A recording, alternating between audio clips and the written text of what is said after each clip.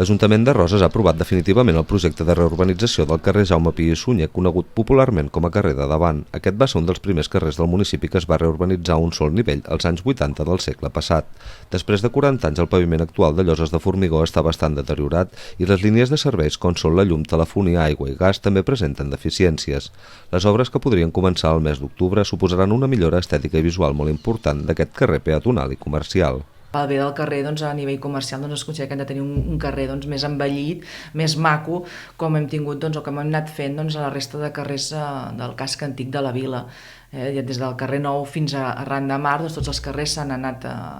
adequant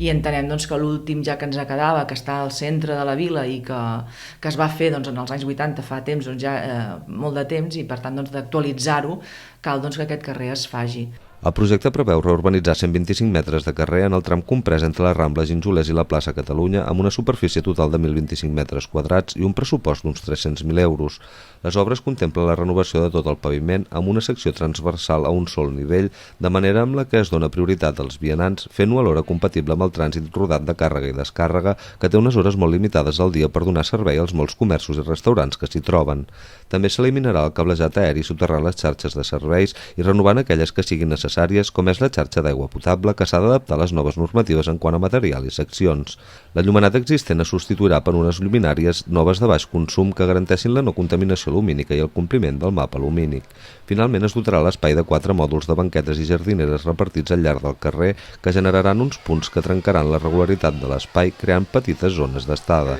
El projecte de reurbanització, que ja ha estat aprovat definitivament, ara es troba a la fase de licitació i adjudicació i el consistori espera que les obres comencin el mes d'octubre.